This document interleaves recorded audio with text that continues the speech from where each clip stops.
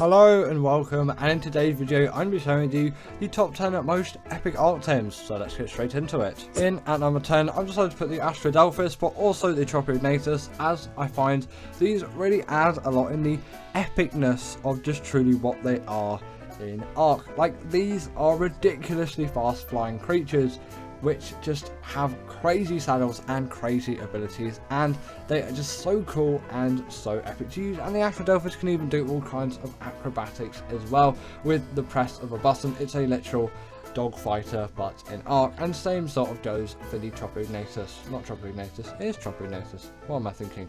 For the Tropiognathus as well, but I'm putting the Astrocetus here as I do think it is the cooler or the most epic of the two, because obviously that saddle just looks so gorgeous, and on top of that it just has all those acrobatic moves and sort of looks a little bit cooler as a creature as well. Not quite as primitive and maybe a little bit more futuristic, but yeah, it's a really epic Ark Tame in my opinion. Now, I really love the ability that the Velo has.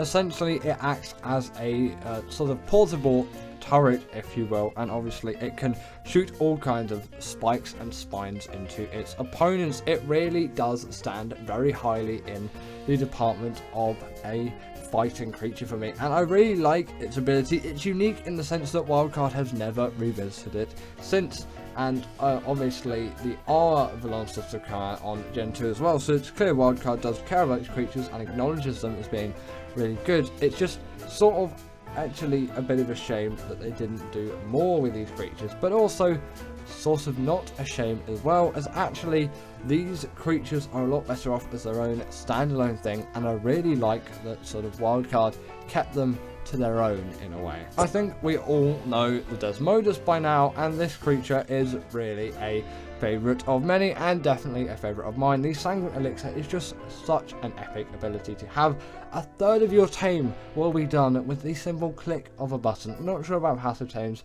but considering the vast majority of Ark Tames are knockout ones, you know, it's going to save yourself a lot of time, especially if you like playing it on official. But even if you don't, it is still going to save you a lot of time unless you've got ridiculously high rates, and then there really is no point of this creature being here, or really a point of most creatures being there, because, you know, you're just an OP god at that point.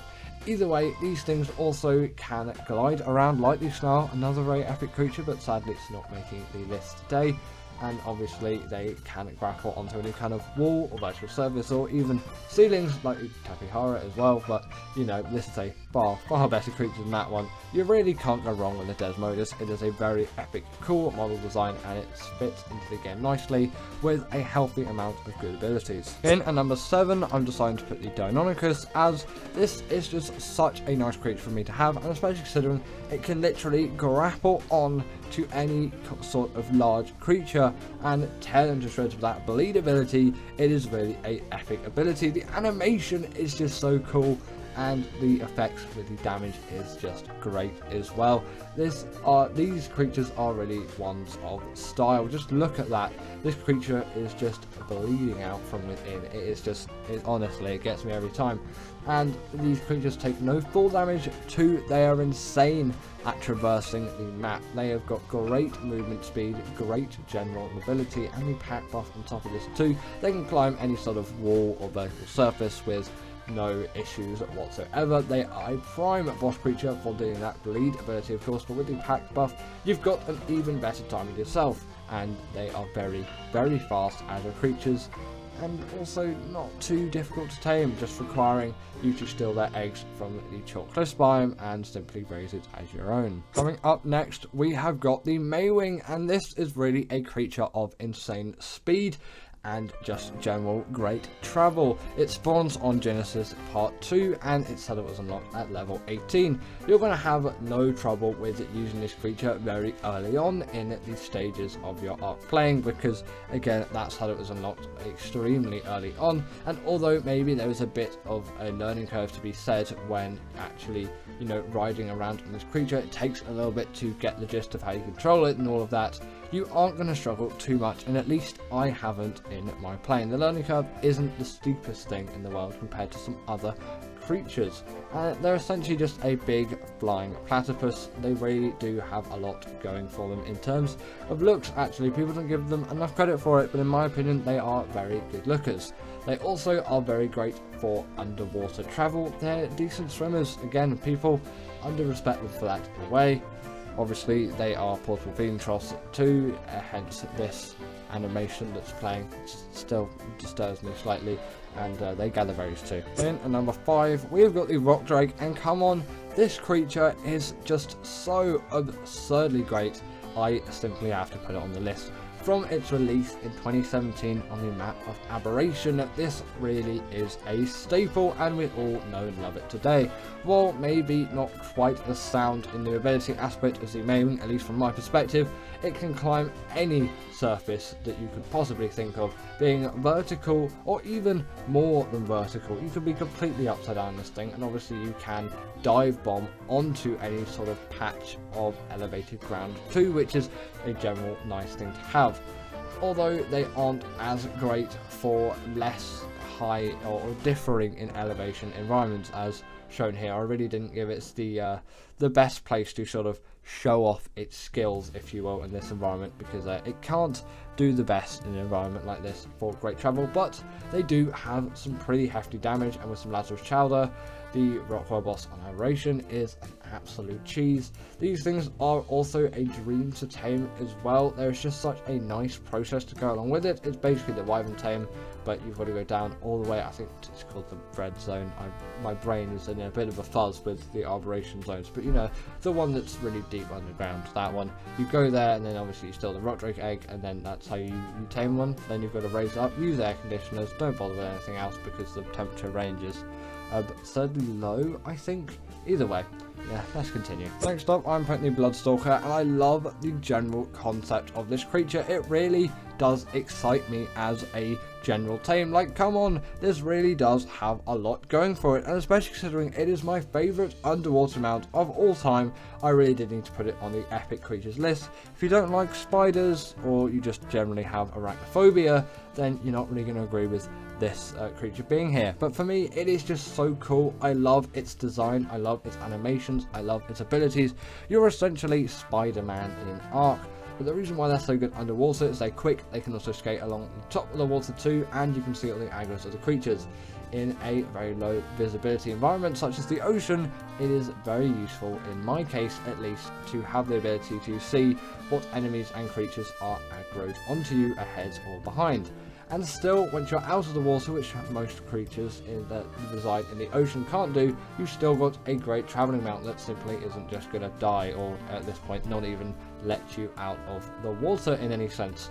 These really are just great for general versatility of travel, but I love their model design and I love all of their in-game uses. Then at number 3, we've got the Shadowmane, and really a lionfish lion. What can be much better than a creature like this? It just has a heck of a lot going for it, doesn't it?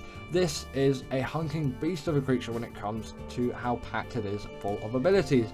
It's relatively small, there's not really any issues size-wise, and that makes it quite a useful caving creature.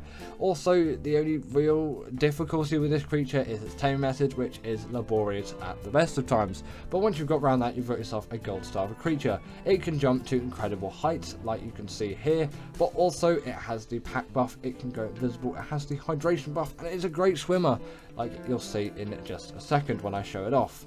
And it is sort of such a shame that the tame method is so difficult, and also they have been nerfed since release, but they still are gold star creatures in my eye. They have natural armor too, which the wyverns don't have, and considering they don't have a saddle, that is a very nice thing for these creatures to hold to them. Very, very epic tames. In at number 2, I've decided to put the Rhinognatha, and I don't really include this thing on my list nowadays, but when it comes to epic Ark creatures, this really is one of the all-time greats. It spawns on the island and the Lost Island in any given swamp biome. Not sure about ASO though, because the spawns tend to be a little bit wacky with creatures that are in said swamp biomes, and they might just spawn around the rivers, but I don't think that's quite the case for the Rhinognatha. You might also find them in some redwood regions too. Either way, besides the spawn points, they're relatively rare, at least I would say on ASE. In ASA, they do spawn more constantly, but that is besides the point why they're epic. I should really get onto it. Their model design is just so cool, and their abilities make them very avid and effective raiders. They are just so good at their job for that. They're also great at carrying all kinds of creatures they are amazing at carrying large creatures. They can carry Rexes and Parasaurus, which, considering how long I've been playing Ark for, it's an insane thing to think about, that a creature can actually pick up those tames. The tame method is pretty much a rip-off of the creature, which is in the #1 spot, so I'll save the explanation for that creature. And actually, speaking of it, we might as well get onto it right now. And in #1, we have got the Reaper. Come on, this creature, in my opinion, is just the most epic. It fits into the map of Aberration so well, and its tame method was so revolutionary for the time, and still is very revolutionary to this day. I still love this tame to bits. Maybe not quite as much as the first time, but the first time is always the best, as they say, isn't it? That's what she said. Either way, continuing on, this is one of those tames where it really is a must-have in any Ark player's library. If you have never tamed one before and you have access to Aberration, I would strongly recommend you start playing the map and you get one of these things. It is going to be an experience which you never forget. Essentially, get a Reaper Queen down to below 1000 health, it will impregnate you, and then you have to gather loads of XP to get 100% effectiveness. You probably want to read pheromone glands as well once that baby is born, so it doesn't really kill you, because yes, it will kill you. But even with the pheromones, sometimes they're a little bit frisky, and they might just kill you anyway. That tends to be how things work. You don't actually technically need the pheromones, but it just makes that claiming process a lot easier, which is maybe something you wouldn't normally have to think about when raising a child, but they're a little bit more deadly all the way until, you know, you've actually claimed them, and then they're pretty tame once they've kind of come out of that original baby stage form and they turn into what Reaper Kings usually look like. But yeah, the most epic tame, in my opinion, it really does have to be said. And give it up for our patrons, Ekaterina Puchkova and Karina Thorne, Dominic Maciejewski, sorry about that name, and everyone else that's on this list. All the people I've mentioned are paid members, and if you feel like that's something you want a shout out at the end of the video, go join the Patreon or become a paid YouTube member.